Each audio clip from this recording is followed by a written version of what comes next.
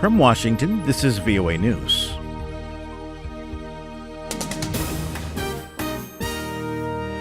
I'm Tommy McNeil reporting. A UN security team came under small arms fire and an explosive was detonated this week as they tried to carry out a reconnaissance mission to Syrian town awaiting a visit from chemical weapons inspectors. U.S. Defense Secretary Jim Mattis said Wednesday the delays raised the risk of evidence tampering. The United States and its allies blame the government of Syrian President Bashar al-Assad, while Russia and Syria insist no chemical attack took place. Ken Ward, the U.S. ambassador to the OPCW, claimed Monday the Russians had already visited the site and may have tampered with it, a charge Moscow rejected.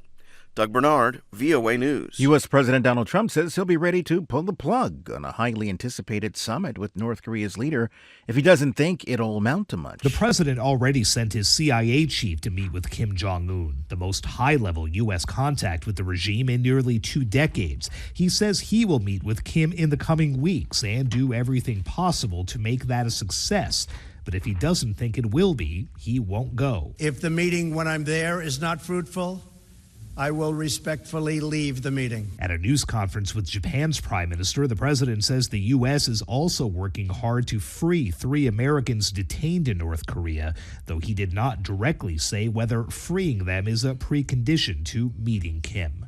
Sagar Meghani, Washington. Russia has become the latest country to demand compensation from the U.S. for its worldwide tariffs on foreign aluminum and steel.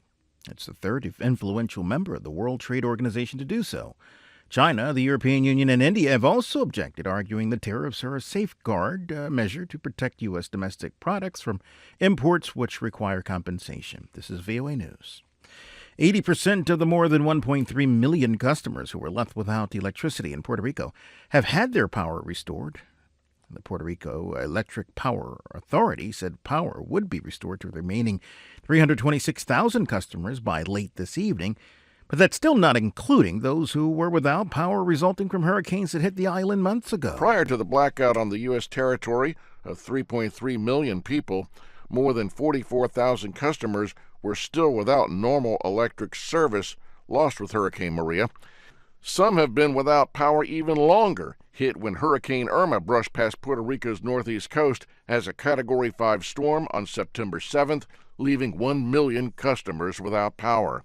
The U.S. Army Corps of Engineers expects the entire island to be energized by late May, just weeks before the Atlantic hurricane season starts on June 1st. Philip Alexio, VOA News. Miguel Diaz-Canel has been named Cubas' next president, marking the first time in 60 years the communist-run country has had a leader outside the Castro family. The 57-year-old is the only candidate who ran for the job. He was chosen for a 5-year term by legislators. Diaz-Canel, a former first vice president, appears to be socially liberal and is considered an acceptable successor to the retiring elderly leaders who fought in the revolution. U.S. Disarmament Ambassador Robert Wood said the United States is hopeful of reaching an agreement with Britain, France, and Germany to address U.S. concerns about the Iran nuclear deal. The president's made very clear what we will do if we're unable to deal with some of these questions about sunset provisions, about Iran's behavior, overall behavior in the region, its ballistic missile program. So these issues have to be dealt with.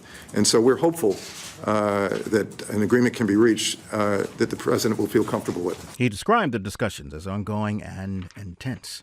Pakistan says diplomats working in the United States are facing additional restrictions on travel from the host government.